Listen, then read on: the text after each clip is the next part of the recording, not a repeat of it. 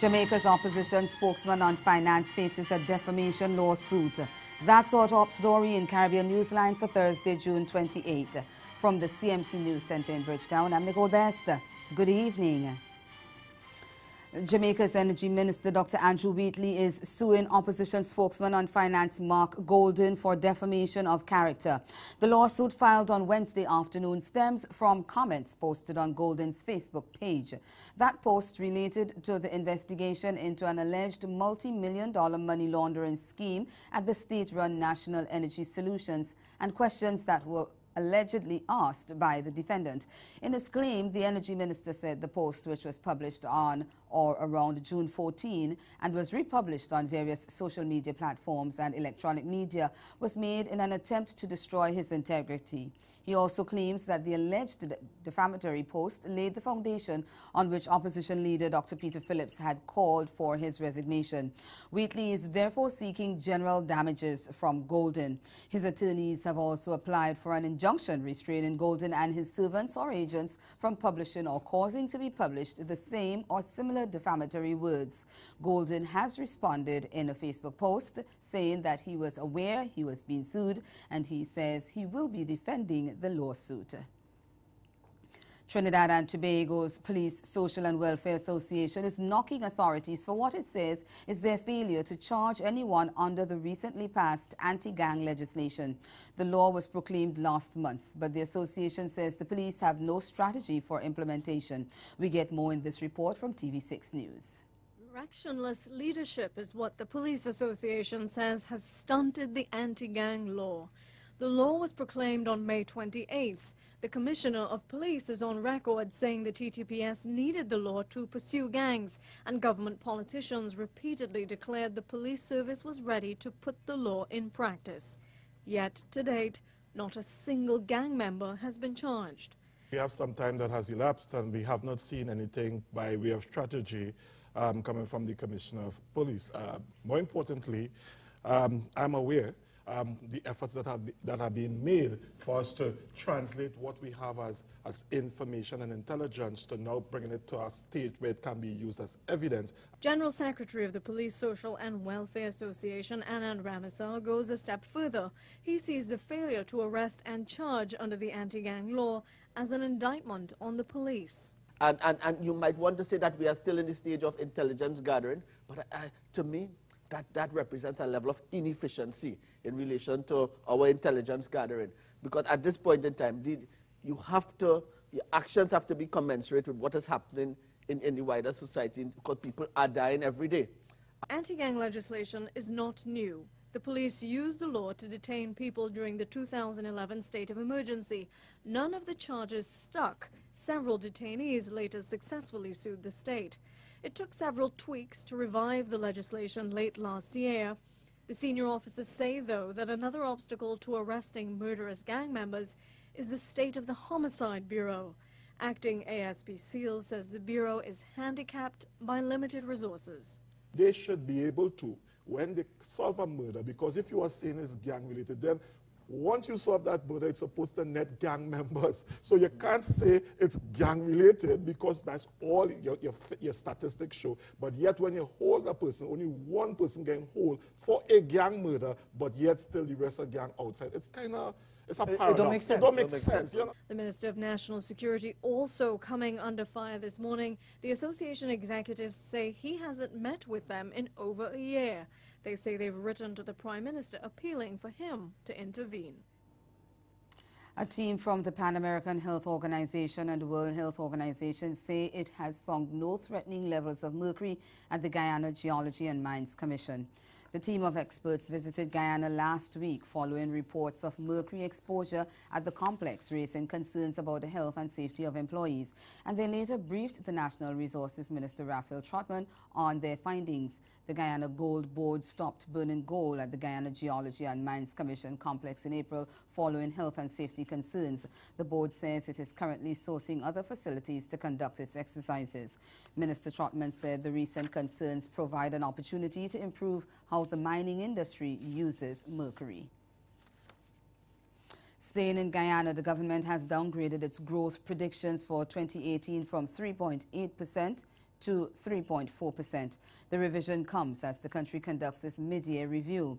Finance Minister Winston Jordan said the downward revision was necessary based on the bleak performances of some sectors, especially sugar. Royden James of HGP TV has the story. The minister says the economy is performing reasonably well at mid-year, but not as it should, and this is because of the dismal performance of some sectors. He added that because of this reality, a decision was taken to adjust the economic growth rate from that which was earlier predicted. The economy has been doing reasonably well. I say reasonably because we're still having setbacks as it relates to sugar. In fact, I had made a prediction at the Caribbean Development Bank meeting about a couple of weeks ago in Grenada that we had revised the growth rate downwards from 3.8 for the 2018 to 3.4. And this was principally due to the fact that our outlook for sugar has become even more bleak relative to the position that we had in November 2017 when we were presenting the 2018 budget. It's unfortunate, but sugar seems to be declining before it can actually stabilize. Mr. Jordan says even with the sugar sector's continued poor performance, the government never allowed that situation to place a damper on the other production targets. He noted that in the case of rice, which performed well at the first half of 2017, this sector is expected to do a lot better at the end of 2018. We had a bit of a scare with bauxite after the sanctions that were imposed by the United States. There seems to be a moratorium on the sanctions to October of this year, by which time hopefully the sanctions will either disappear or the situation will improve and not affect bauxite output and the targets that we had set. We seem to have good performances in a number of the other sectors, so to speak. So at this stage, the overall 3.4 for the year is what we are holding to. The minister says by the time the mid-year report is out, which is scheduled to be released in July, then it will be known definitively how things are shaping up for the remainder of the year. He also addressed the question about the ministry's ability to forecast economic growth rate. This is in light of the fact that the economic growth rate in Guyana had been revised downwards in the previous 2 consecutive years. Our ability to forecast growth rate is always dependent on the information that we get from the various sectors, both public sector and the private sector. Lest we think that only the public sector has a problem with forecasting their production numbers. The private sector also, we have issues getting accurate data out to the private sector in a number of areas. So and sometimes we have to use proxy information, sometimes we have to use our own estimation, and so on. Last year, there was a significant decrease in the gold declaration, coupled with the poor performance of the sugar sector, which caused the economy to underperform. And still to come in Caribbean Newsline, concern about the impact of increased VAT on the Bahamas aviation sector. Stay tuned, there's more news after the break.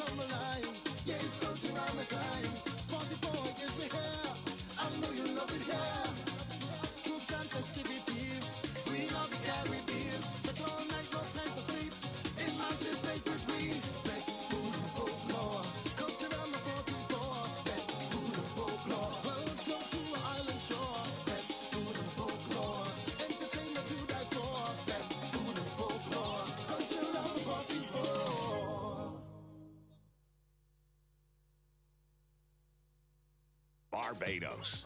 Renowned for its pristine beachfront and fantastic weather, continues to leave quite an impression on newcomers to the island and returning visitors.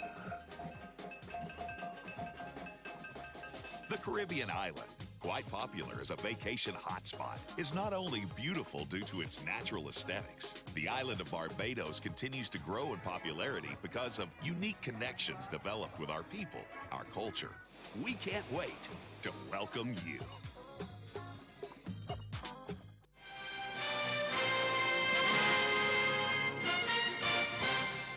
Welcome back. We continue in the Bahamas. There is mixed reaction from the aviation industry about the impact of increase in value-added tax and what that would have on their business.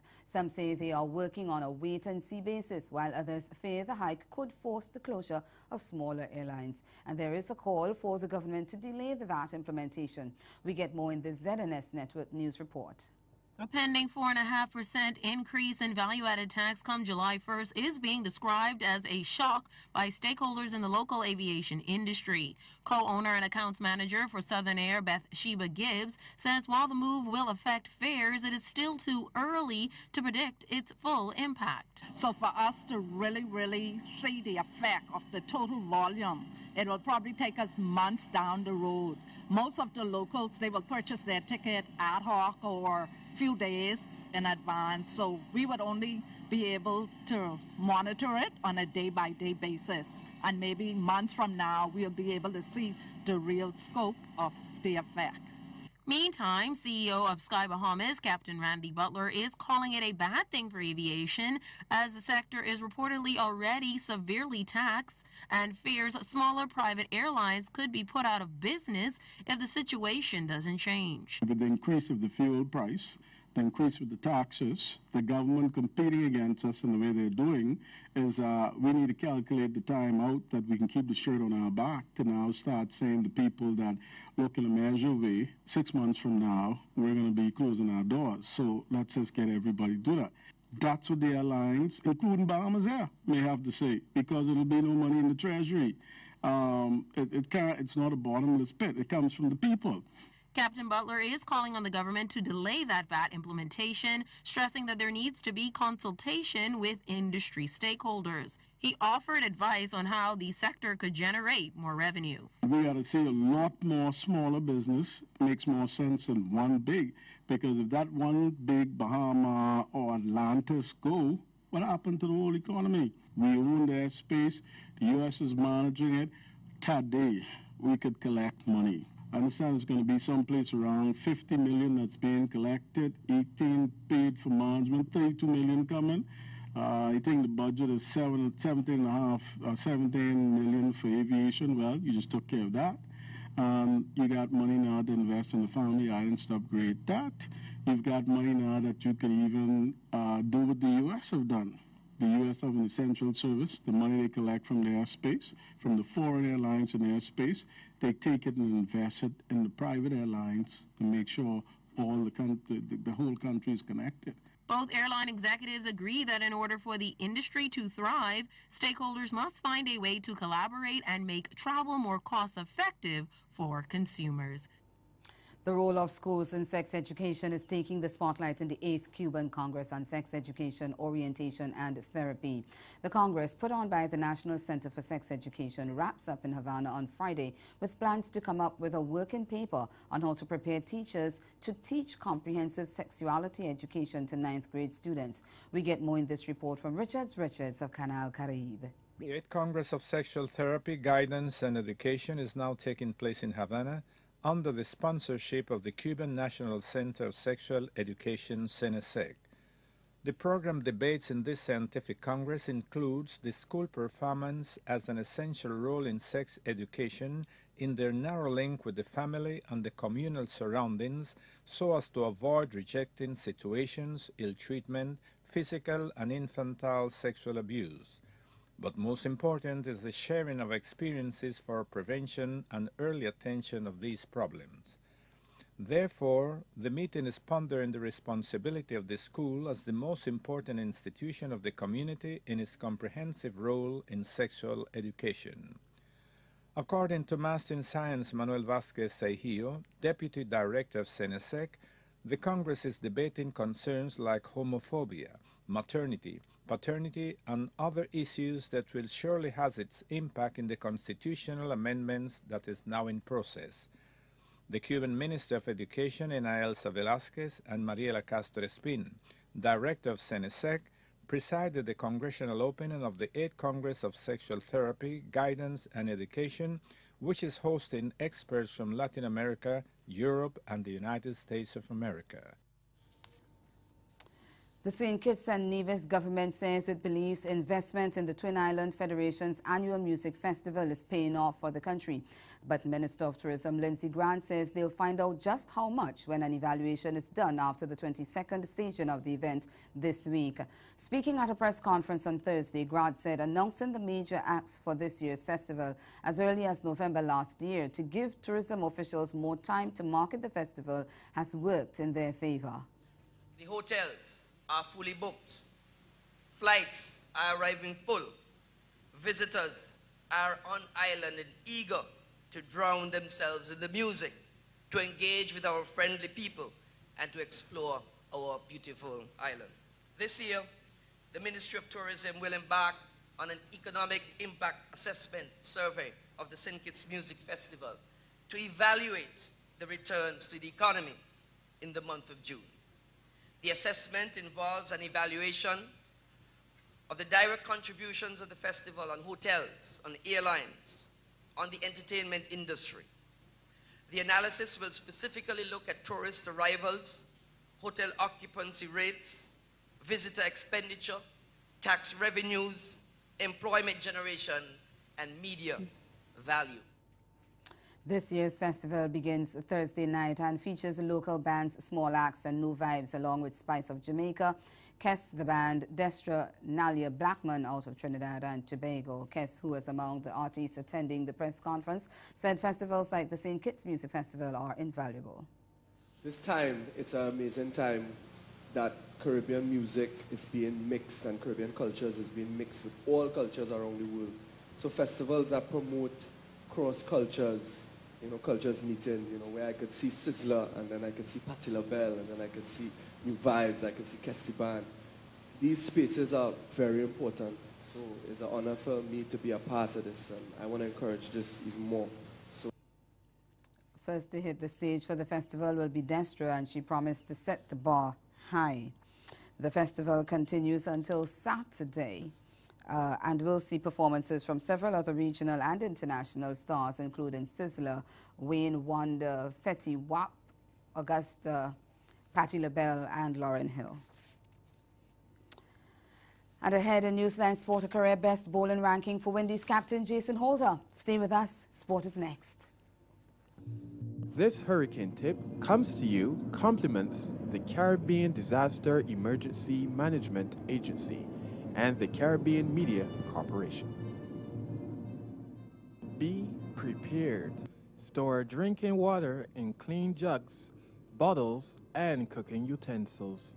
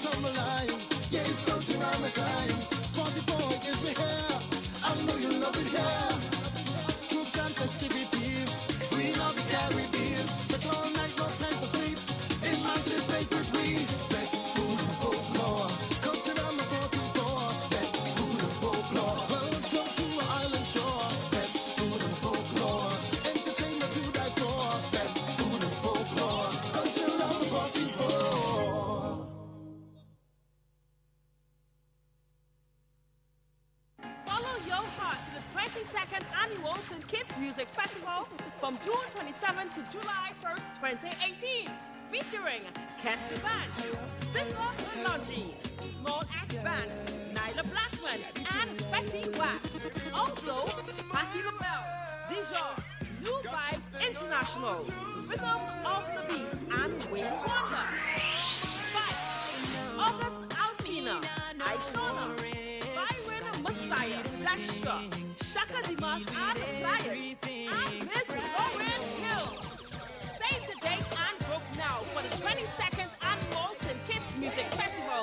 An experience like no other.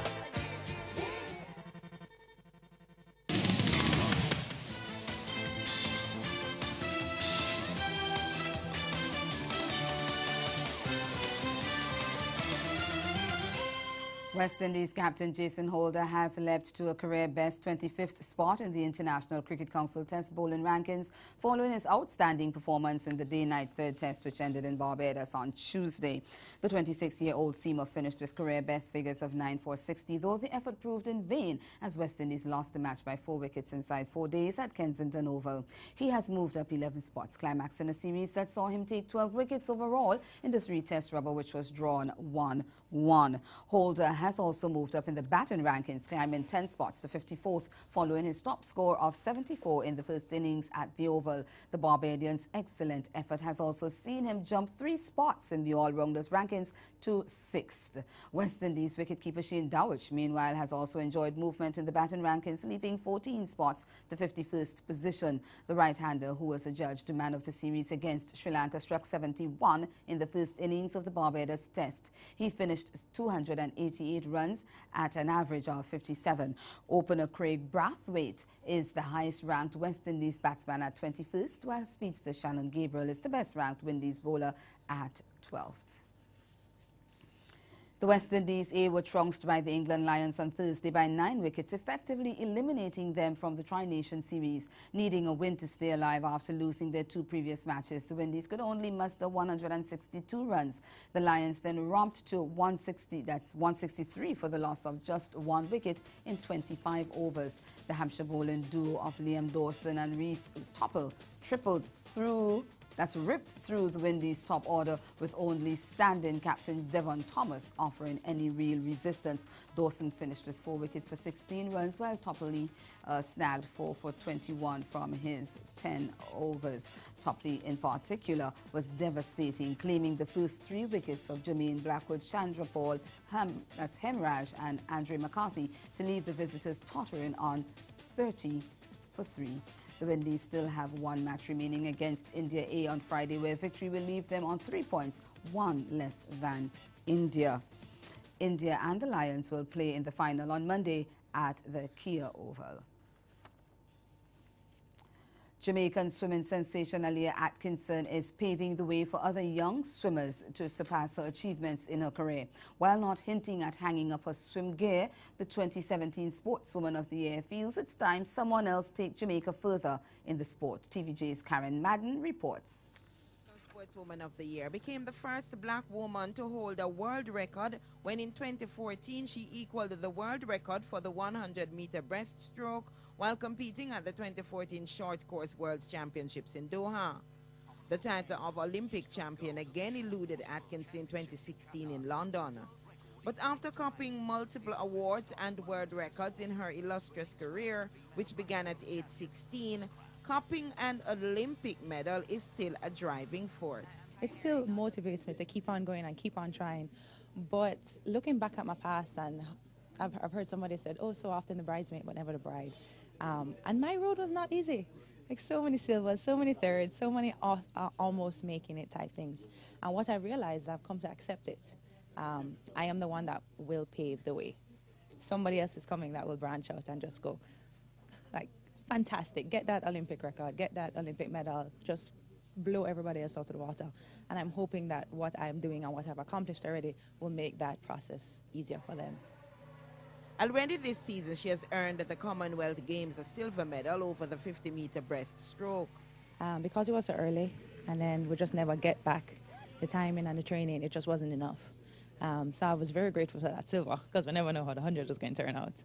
And it was one of those things where you just have to accept where you are and just be grateful, because you never know what the outcome would have been otherwise. But because of that, I've definitely changed my training, put in a little bit more work, because I realized like what I did in the past is not enough for the 30-year-old Aaliyah now. While not having any immediate plans to call time on her career, Atkinson, who turns 30 in December, has already branched off at a new career path. So I definitely want to try and make a transition period where I can be able to do all of that while still competing, because I realize like kids, yes, they understand the concept, yes, they do that, but it's easier if they can see me do it. So when I say that the competitors beside you are people who are trained just as much as you. You can do it. You can stand up. They will see me doing that as well, rather than just saying, she did that in the past. So I think it's a little bit more impactful, more powerful, if I can do them both tied in together. So for this moment, I'll probably try that after I'm finished. So many avenues that I could take. Atkinson formally received her RJR Gleaner Sports Foundation National Sportswoman of the Year award on Wednesday morning after she missed the January ceremony while representing Jamaica. Joint world junior record holder in the 110-meter hurdles Damian Thomas and champion quarter-miler Christopher Taylor will headline a strong 42-member Jamaican team to next month's IAAF World Under-20 Championships, and that's going to take place in Finland. The 18-year-old Thomas became the second under-20 athlete to better the 13-second barrier in the 110-meter hurdles at the just-concluded Jamaican Junior Championships, where he clocked a record tie in 12.99 seconds. A team of 22 male and 20 female was named on Tuesday evening to take part in the championships, which will run from July 10 to 16. It will represent one of Jamaica's strongest and most experienced teams, as it includes several athletes who compete at the most recent Under-20 event 2 years ago in Poland, as well as medalists from last year's IAAF World Under-18 Championships in Nairobi, Kenya. And that's the sport. Stay with us. We'll be right back.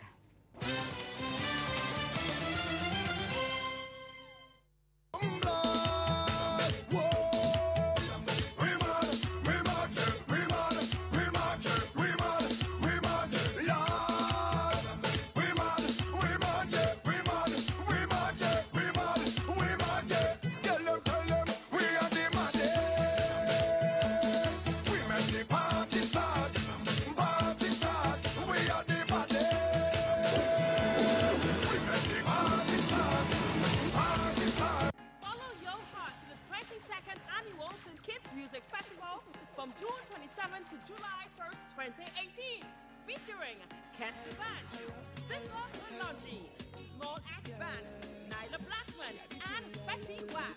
Also, Patti LaBelle, Dijon, New Vibes International, Rhythm of the Beat, and Wayne Wonder.